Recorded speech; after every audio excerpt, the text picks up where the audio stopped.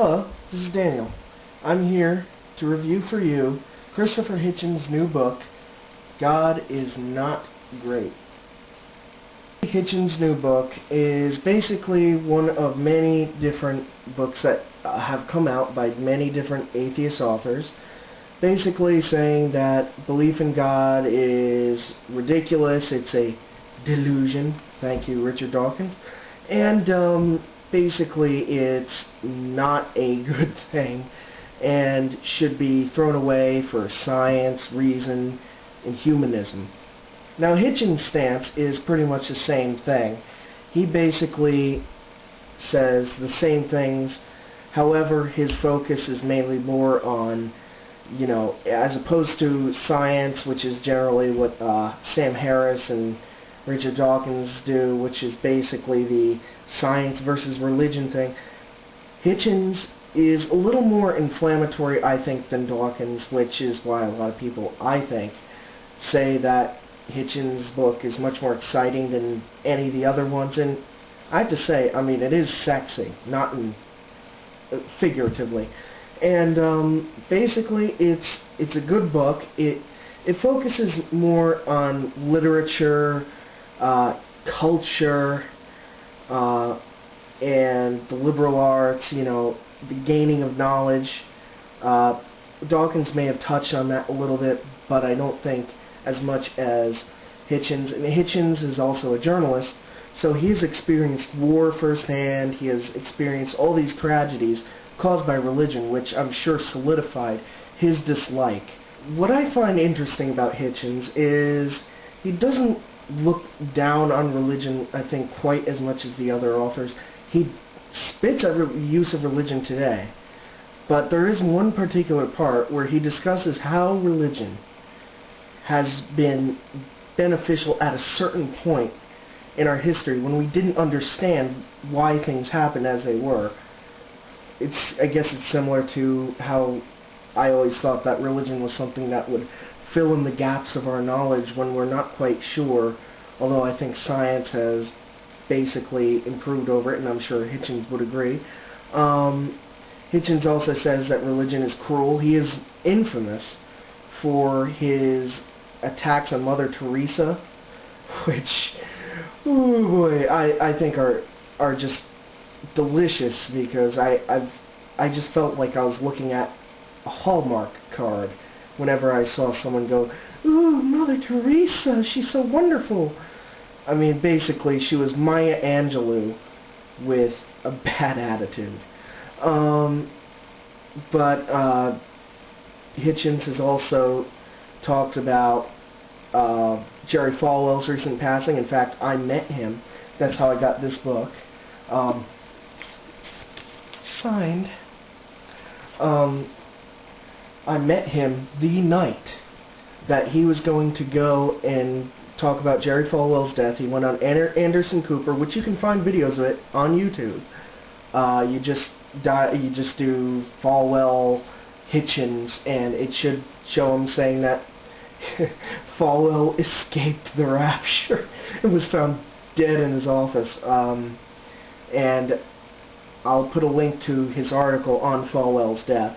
Hitchens also was a Trotskyite at one point. In fact, a lot of people are criticizing him because he was one of the few people that are still strongly for the intervention in Iraq.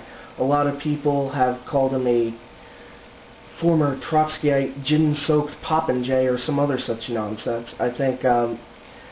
I think they should actually read what he actually has to say instead of thinking that he's some lapdog for the Bush administration, because he has admitted that, yes, the Bush administration has fucked up this whole situation. But that's neither here nor there for this book, and I could care less at this point.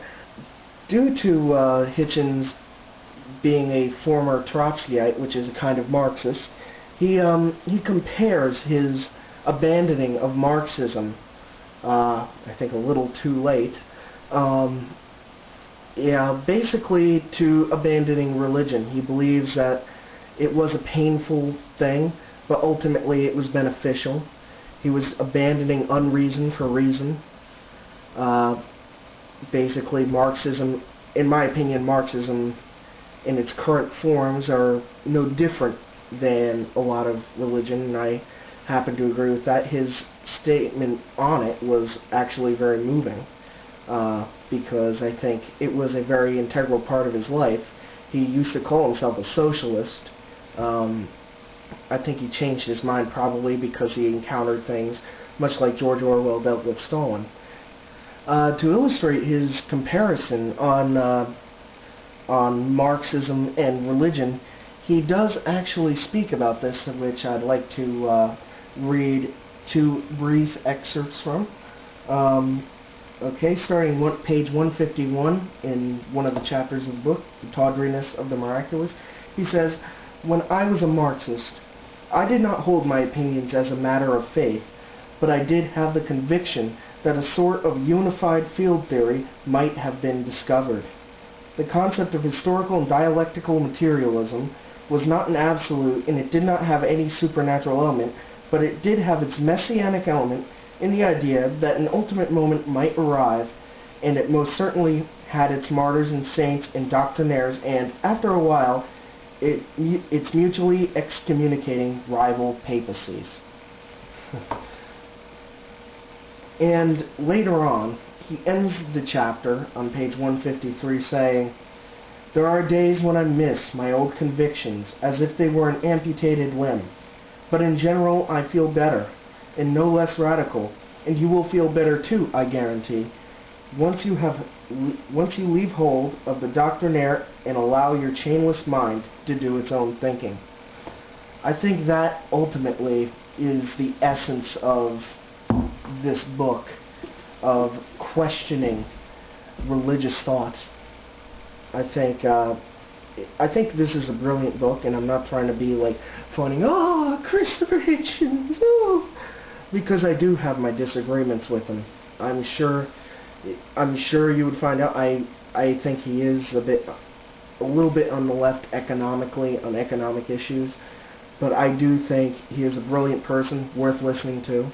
I think his writings are good. Even after having read The God Delusion, I still got something out of this, because I believe that he does focus more on culture, and I think Dawkins' book is wonderful, but Christopher Hitchens, to me, is much more biting, and I think he does focus more on people he's met in his life experiences than Dawkins' book, which I think is very beneficial in terms of the reader who is new to the topic. I would recommend this or Dawkins' book.